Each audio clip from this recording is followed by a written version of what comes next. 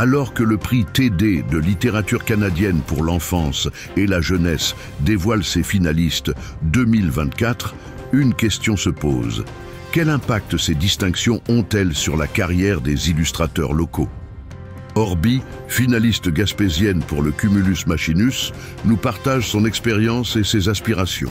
Qu'est-ce que tu deviens alors dans le domaine créatif? J'ai vu que on se parle parce qu'en fait il y a le prix dans le fond qui est décerné par TD, le finaliste pardon du prix TD de littérature canadienne. Euh, j'ai j'ai vu que c'était pour l'enfance et la jeunesse. Puis dernièrement, en suivant aussi ce que tu fais, il y a beaucoup de ce qui pop beaucoup, c'est justement sur la jeunesse. Est-ce que c'est une voie que tu choisis toi ou c'est quelque chose qui t'amène dans la créativité? Comment est-ce que tu te fais pour te retrouver spécifiquement dans ce domaine-là? Pourquoi je fais des livres jeunesse plutôt que des livres pour adultes, mettons? Ouais, bah dans l'illustration générale, j'ai vu que Ben, je je pense sais que j'ai quand un style qui se prête beaucoup aux jeunesses, là. Tu sais, c'est un style qui est comme naïf, drôle, coloré, là. Puis, ben, j'ai toujours eu des contrats plus dans cette direction-là. Puis, quand on m'a proposé d'illustrer des livres au début, c'était jeunesse aussi. Puis, je pense que c'est ça qui nourrit beaucoup aussi mon imaginaire, là, plus que les livres pour adultes. On dirait que si j'allais dans le livre pour adultes, ça serait peut-être plus intime, puis on dirait que je suis pas rendue là peut-être dans ma vie, là. Mais présentement, j'ai vraiment du plaisir là, à faire des livres pour les enfants, mais tu sais, c'est jeunesse, mais moi, je fais ce qui me fait rire, moi. Fait que je sais que ça va faire rire les autres, les parents, puis tu sais, c'est pour enfants et parents, en enfant, ce que je fais. puis quand on arrive à, à mettre comme ça en place une œuvre qui est présentée celle pour le prix dont tu es finaliste.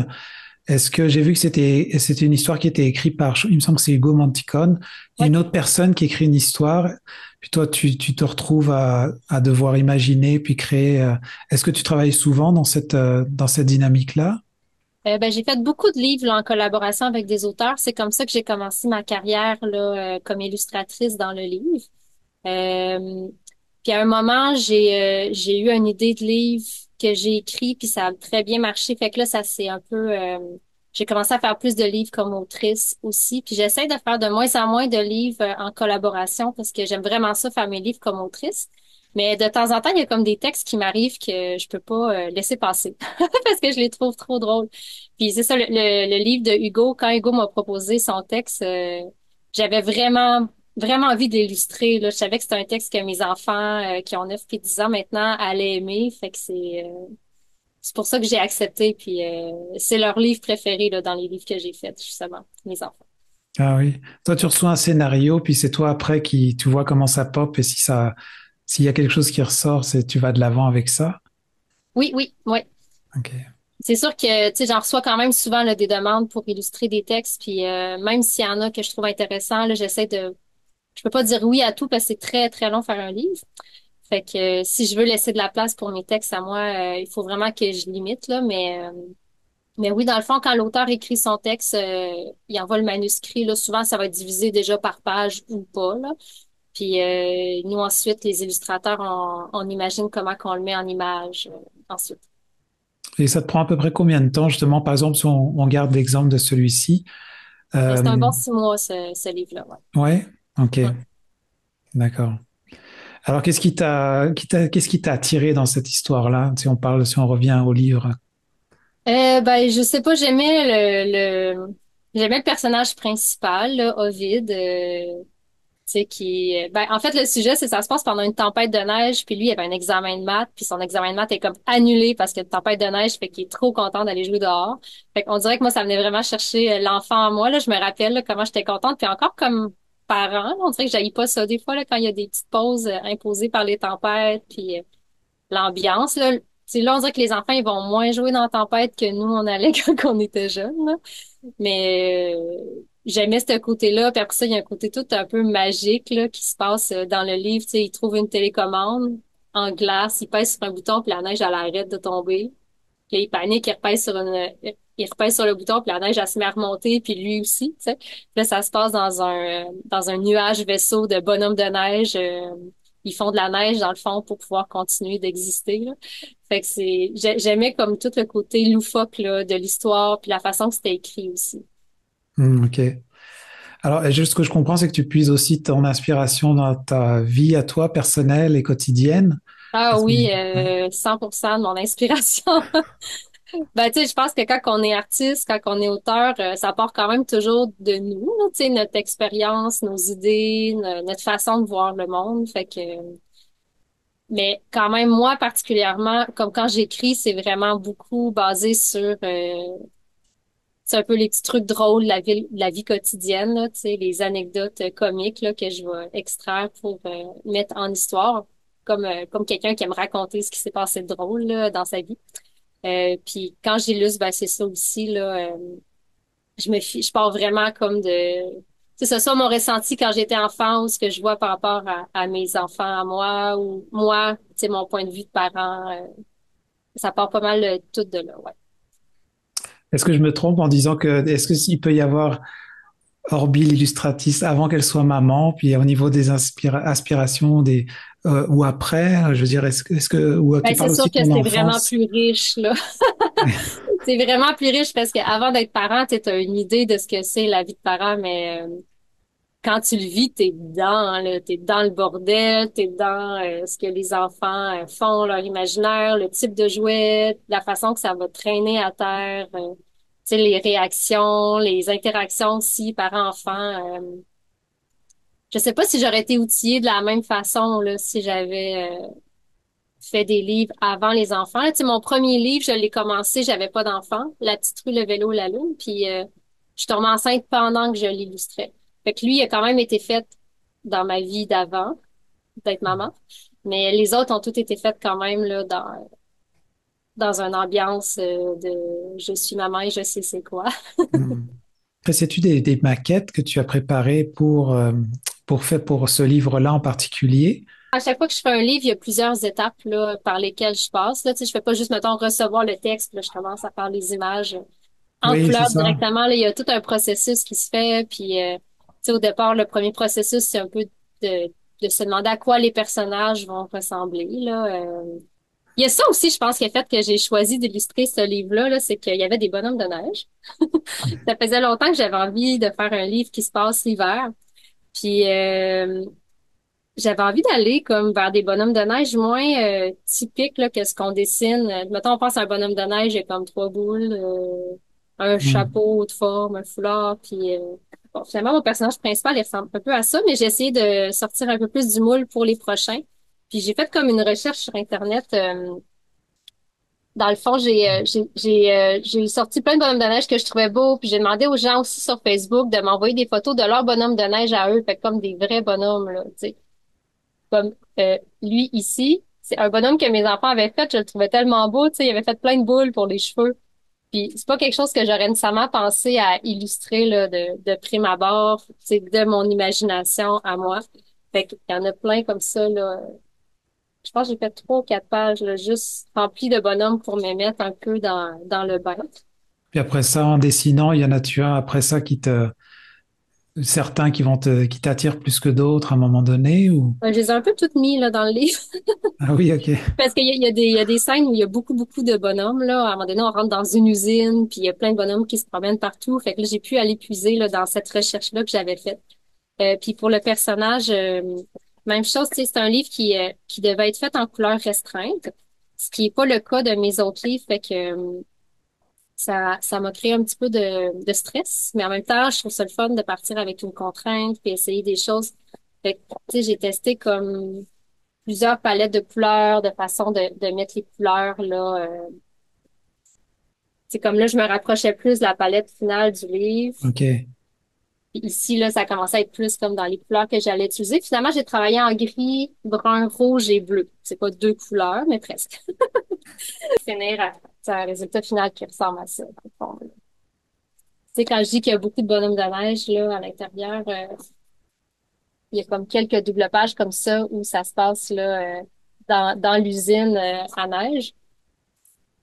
Fait que là, j'ai dessiné beaucoup, beaucoup de bonhommes de neige, là, tous ensemble. Puis c'était vraiment riche là, d'avoir eu accès aux bonhommes de neige que les gens avait fait là, puis les photos qu'il m'avait envoyées.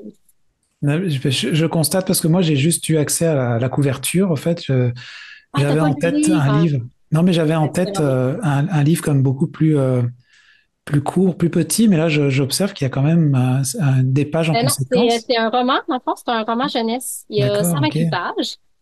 Puis ça a été écrit comme un roman, là. Il y a des chapitres, puis il y a plus de textes que mes livres habituels.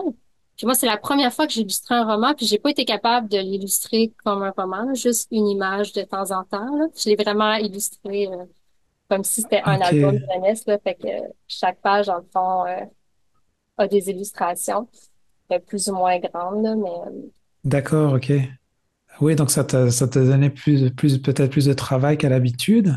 ouais, beaucoup plus. En D'accord. même temps, euh, l'univers était quand même pas trop complexe à dessiner, là. Tu sais, mettons que j'aurais eu une histoire de pirate sur 128 pages, je suis pas sûre que j'aurais pris le mandat.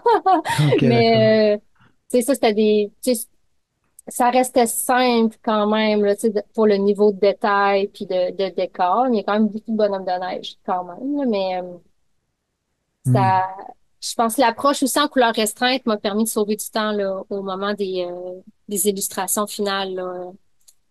Mais c'est certain que 128 pages, c'est mon plus gros livre. C'est, Ouais, ouais. hein. Parce que quand tu es rendu, et justement, toi, tu as lu l'histoire, et puis tu commences à penser aux personnages, comme tu nous as montré, les bonhommes de neige, tout ça. À partir à un moment donné, est-ce que c'est toi qui décides, là, je vais mettre une image ou pas? Ou est-ce que Ouais. tu proposes quelque chose à l'auteur, à celui qui a écrit l'histoire? Ben, dans le fond, à partir du moment où j'avais envie d'illustrer le livre avec Hugo, on l'a proposé à un éditeur. Parce que le travail éditorial, c'est beaucoup justement, tu sais, le lien, ben, juste de voir si le match entre l'auteur et l'illustrateur marche bien, puis choisir quelle histoire qui, eux, leur plaît pour publier. Puis aussi de voir que ça marche bien, là, tu sais, chaque page, la mise en page, l'utilisation des images à tel endroit ou non. Puis comment on fonctionne habituellement, c'est on fait tout le livre comme en croquis, puis on envoie ça à l'éditeur là comme en PDF, puis lui il peut voir là, tu sais, si ça fonctionne bien, c'est ça là, juste voir si c'est toujours comme les bons choix qui ont été faits dans les images, mais la première étape c'est vraiment on le fait tout seul là avec notre imagination, puis on essaye de voir, tu sais, de mettre sur papier comment on imagine chacune des scènes, là, tu sais. Qu'est-ce qu'on illustre pas, de quel point de vue, est-ce que ça va être une grande image ou plus des petites cases. Fait que ça, c'est comme Oui. l'étape après, là, les personnages, là, qui est l'étape des croquis, puis un peu ce qu'on appelle le storyboard, le scénario-image. Puis maintenant, plus que toi en tant qu'illustratrice, est-ce que quand tu termines un projet de même, donc qui dure 6 mois, as-tu un temps d'intégration quand tu passes à autant de temps dans ta tête comme ça là-dedans, à créer quelque chose et puis où tu enchaînes assez vite ou ça dépend juste du travail ou des demandes qu'il y a? Comment ça fonctionne Comme sur... entre les projets, qu'est-ce qui se passe? Ouais, c'est ça, quand tu as Ben, fini je un projet de m'effondre. même. Parce que c'est vraiment un travail intensif, là. Puis ouais, j'ai toujours quand je termine un projet, là, il y a vraiment toujours un gros creux là, énergétique, créatif. Ouais, j'ai vraiment besoin, mon Dieu, il y a un livre qui est tombé. J'ai besoin de planifier faut vraiment que je planifie ça dans mon année, là, les moments de récupération puis de repos, là, pour tu sais, recharger la batterie pour pouvoir commencer un autre projet, là. Tu sais, je peux pas faire 2 livres tout de suite, un après l'autre, là. Sinon, c'est sûr que je tombe en burn-out, là. Ok. Faut vraiment, ouais, c'est mon rythme à moi, là, parce que quand je travaille sur un projet, je me donne vraiment beaucoup. Fait que c'est vraiment comme un gros rush, là. Fait que c'est pour ça que j'ai des moments plus calmes, là, entre les projets. Quand il y a l'impact, c'est ça. Parce que là, je vois que donc t'es finaliste et Oui. l'impact de recevoir ou pas le prix sur la reconnaissance de ton travail, dans le fond, est-ce que ça joue, à quel point ça joue justement dans dans Ben, ton- c'est sûr que ça donne vraiment une grosse visibilité au livre. Déjà, d'être finaliste, ça donne une visibilité au livre puis une reconnaissance, là. Mais c'est certain que d'avoir le prix, ça a un énorme impact, là. Tu sais, le livre va avoir une promotion plus grande dans les librairies, puis l'éditeur reçoit aussi des sous pour faire la promotion du livre, là. Puis c'est certain qu'il y a, il y a une grosse bourse aussi d'associer à ce prix-là. Là. C'est la plus grosse bourse dans les prix canadiens là, pour l'enfance. Fait que ça, c'est non négligeable aussi pour dans nos carrières artistiques là, d'avoir accès à de l'argent pour nous soutenir notre travail. C'est pas toujours facile là, d'avoir un revenu décent de ça. Là. Oui, parce qu'en fait, c'est quand même basé sur le nombre de livres qui se vendent. C'est ça qui te rémunère quand même, non? Si je comprends bien. Oui, c'est sûr que quand on est artiste, tu sais, on fait d'autres affaires là, comme des ateliers dans les écoles, puis d'autres petits contrats, mais tu sais, c'est certain que ça reste toujours tu sais, précaire parce que tu sais, on n'a pas accès à l'assurance emploi. Tu sais, on n'a pas on n'a pas de filet social quand on est travailleur autonome. Fait que c'est certain que d'avoir accès à une bourse plus importante en argent, ben ça nous permet de faire notre propre filet social. Là. Ouais. Est-ce que des livres jeunesse comme ça ou des livres que tu fais là depuis quelques années, parce que j'avais une question qui était plus basée sur la technologie aujourd'hui, est-ce que c'est aussi des livres qui peuvent se trouver numériques, j'allais dire, ou que peuvent être vendus de Ouais, façon... ben, je pense que tous les livres sont disponibles là, en e-book ou en Ah, ok. PDF. Là. Ça, c'est plus les éditeurs qui gèrent ce côté-là, mais normalement, sur les libraires encore.ca, on peut acheter le livre numérique ou le livre papier. Puis ce livre-là, le Cumulus Machimus, là, lui, il y a un volet en réalité augmentée. Dans le fond, quand on a terminé de faire le livre, l'enfant est invité à faire une chasse aux flocons de neige spéciaux. On a comme caché des flocons de neige. Puis quand on télécharge une application gratuite, là, Artivive, ben, en pointant le téléphone sur ces pages-là, ben là, il y a de la réalité augmentée qui se déploie, là, puis c'est beaucoup de la médiation culturelle. C'est moi puis Hugo, l'auteur, qui explique soit comment, tu sais, le processus, où il y a des petites capsules humoristiques aussi sur des faits plus scientifiques. Puis, fait que c'est ça, il y a un volet plus numérique là, d'associer à ce livre-là. Wow, ça évolue. Ouais. Bah, c'est le fun de rester en format papier. Moi, j'adore ça, comme Oui, de moi, je suis très toucher le papier. livre. Moi, je suis Mais très je suis quand papier. même un peu geek, alors des fois d'avoir des trucs qui t'amènent dans un univers différent. Une fois que t'es passé au travers du format papier, c'est le fun.